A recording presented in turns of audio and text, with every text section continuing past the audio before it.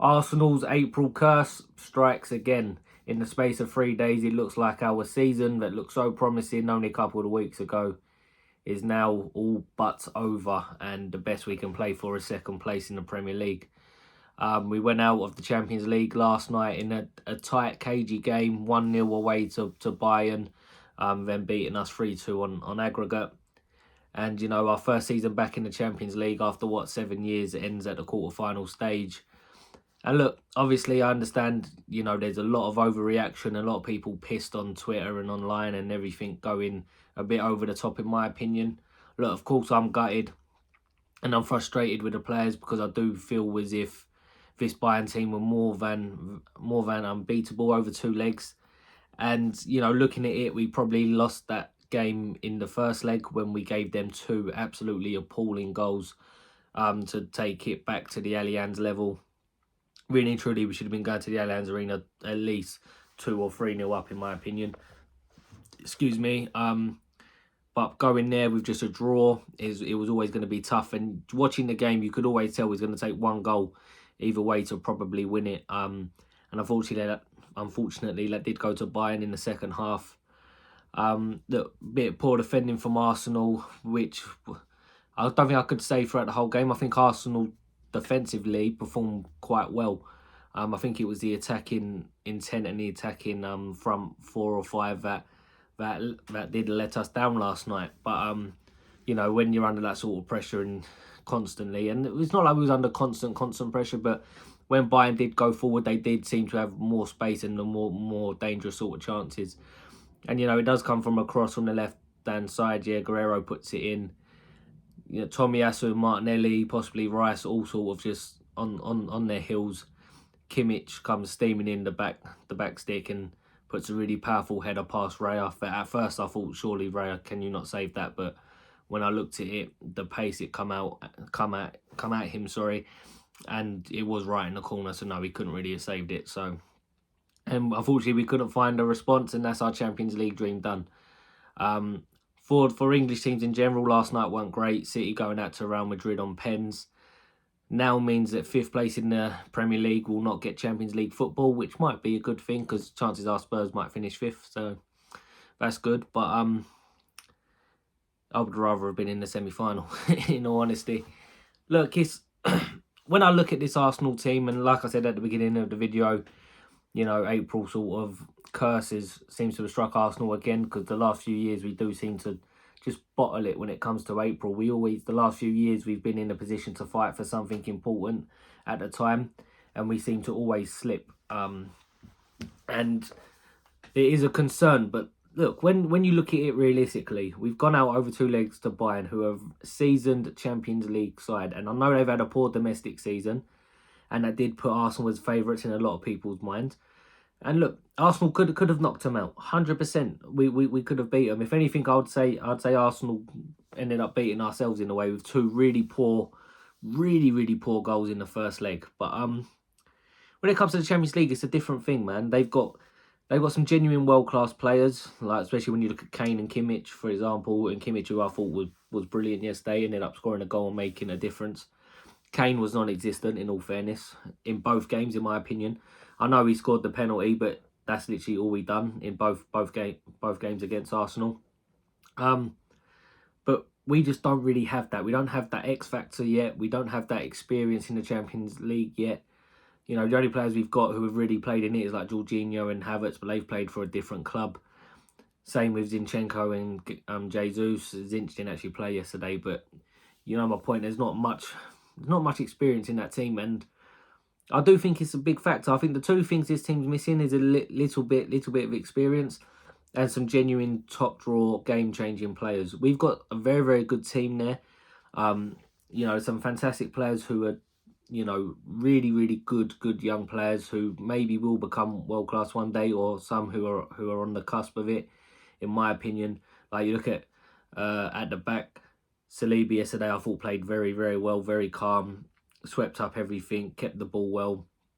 He's definitely on the cusp of becoming one of the best defenders in the world if he isn't already.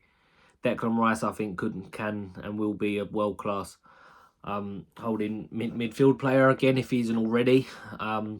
Odegaard, I think, has all the ability to be a game changer for Arsenal.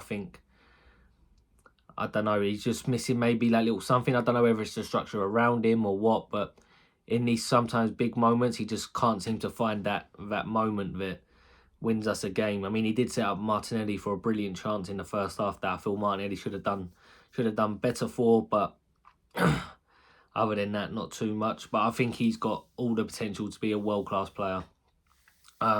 So same with Saka, and Saka's been getting a lot of heat for his performance yesterday. And yeah, don't get me wrong, granted he wasn't great, but bloody hell, fucking hell, the absolute over-exaggeration on this kid is ridiculous. People need to realise that, one, he's 22 years of age. He's carried Arsenal on his back for the last 2, 3, 4 years. The geezer's had no like backup support in terms of a rotation or anything like that. He plays pretty much every game, even if he has knocks. Same for England.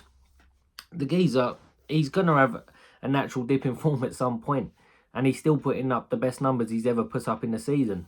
Even when, you know, performances wise, I would agree with everyone who says he hasn't been at his best performance wise throughout the season. I will not dispute that at all. But he's still putting up better numbers than I had someone telling me yesterday, my brother, telling me that Dembele is better than Saka, and I just think, what the fuck are you going on about? No, Dembele scored 3 goals for PSG this season, playing in fucking League 1, whereas Saka's, you know, putting up brilliant numbers in the Premier League and in the Champions League. I think, if I remember rightly, the commentator said only Omri's had a better goal contributing season in the Champions League for Arsenal than Saka has this year, and that's his first season in the competition. So I think people just need to lay off, man. I do think a lot of people had a lot of head loss yesterday and were coming at the players very, very harshly, in my opinion. Look, this squad isn't yet complete. It's still a very, very young team. You look at like the oldest player we had out there was Jorginho. But then other than that, I think the second oldest player, bar Raya, outfield player would have been maybe Ben White or Gabriel at like 26. Then you're looking at Odegaard, 24, 25, Declan Rice 25, Saka 22, Martinelli 22, Saliba 22.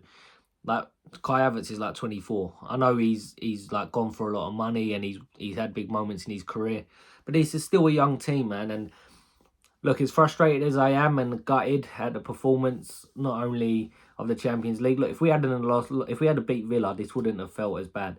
People would just be saying, all right, it is what it is. 6 games to go and win the PREM. But a lot of people wrote off the Premier League, which I was probably one of them on Sunday because I'm a very emotional person.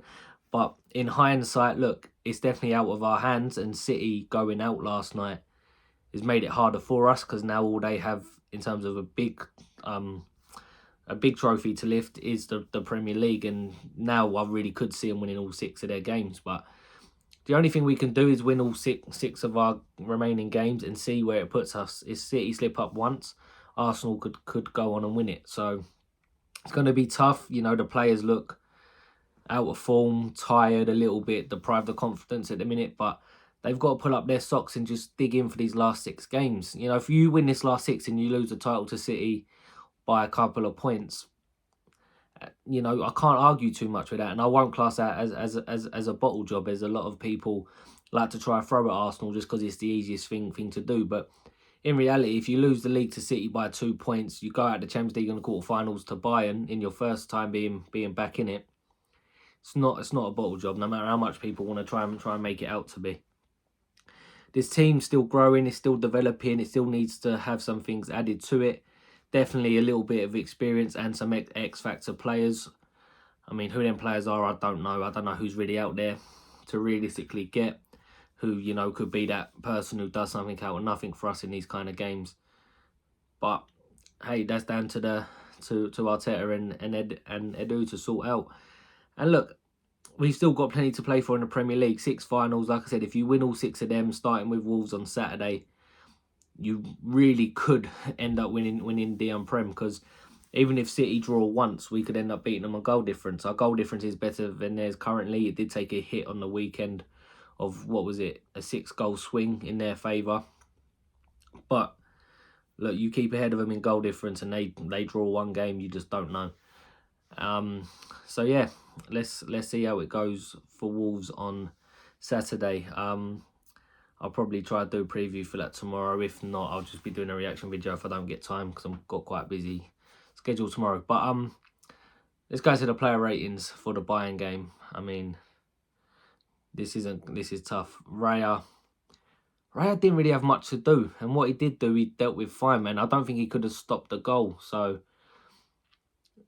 but he didn't do anything spectacular either. Like I said, I'm just waiting for that moment where Raya does something that, you know, everyone's like, fucking hell, what a save, and he saved us, you know, won us 3 points, saved us in the Champions League.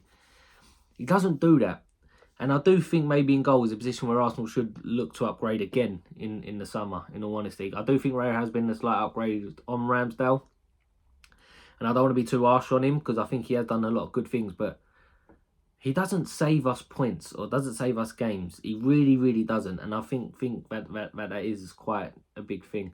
But yeah, I'll give him a 6 for yesterday, I suppose.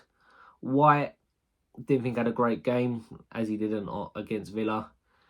I feel like a lot of their dangerous attacks were coming down that side when they was spinning in behind him and spinning off Musiala, spinning off Jorginho a lot.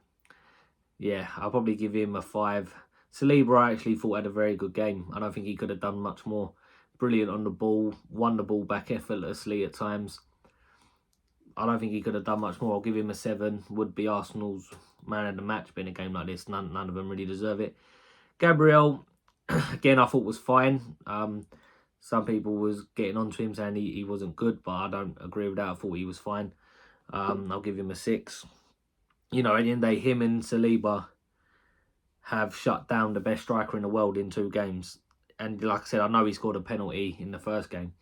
But other than that, I don't think he had a shot on target against Arsenal that I can recall over 2 legs. Definitely none of note that was like, you know, Raya had to pull out a good save or anything. So yeah, I'll give him a 6. Who played left back? Tomiyasu, I thought done all right. Not great. You know, he done well in his one-on-one battle with Sane. He won a good few headers. He was getting forward. But he did switch off at the back stick. Sort of him and Martinelli. And it did cost us a tiny end. But I'll give him probably a 6 overall. I don't think he was that bad. And like I said, I'm not going to be too harsh on these players. I think people have been really harsh in the last, like, since the game last night. Like, really, really bad. Jorginho done all right. I think first half Arsenal started the game well. In particular, we got on the ball. We was dominating it. We weren't forcing it. But credit to Bayern, because tactically, I think they set up in a way to, when we do have the ball, make sure we couldn't progress with it. And it was a lot of sidewards, backwards, and trying to move it forward, and then coming back and starting again. But yeah, we just couldn't quite. Jorginho was trying. He played a few nice balls through, but he just couldn't quite play his normal game. Credit to Bayern for that. He did get spun a few times in the transition, which I expect, but then he won a good few tackles as well, which I didn't quite expect. Not vintage, but I'll probably give him about a 5. Declan Rice, I thought was quite well. He was trying to drive us up the pitch good few times, winning the ball back, etc. Not his greatest game, but definitely wasn't the worst player on the pitch. I'll give him a 6.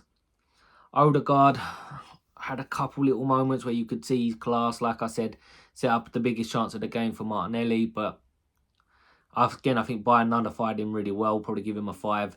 Saka and Martinelli, I'll probably mark these 2 together because I think they were both really quite bad. Saka probably more so. I'll probably give Saka a 4. I thought he was really, really bad. Probably give Martinelli a 5. They were just ineffective. And as much as I love them 2 players, and you know, Saka is my absolute guy, I won't start listening to people when they're talking shit about Saka, because it's just fucking ridiculous. But the one thing I think the problem with both of them is they're not great at taking their fullbacks on, man. And they've got to find that sort of X factor where they beat a fullback and get a shot off or put in a dangerous cross. They just don't do it enough. Especially like Martinelli, someone who's got so much pace to burn. I think there's a lot of times I see him, he's up against a fullback. I think just knock it and run, because they're not going to stop you. But don't do it. Saka doesn't do it nowhere near enough as well. And I think that is something that they need to improve. I do think signing a winger in the summer who can rotate and compete with Saka is the most important thing.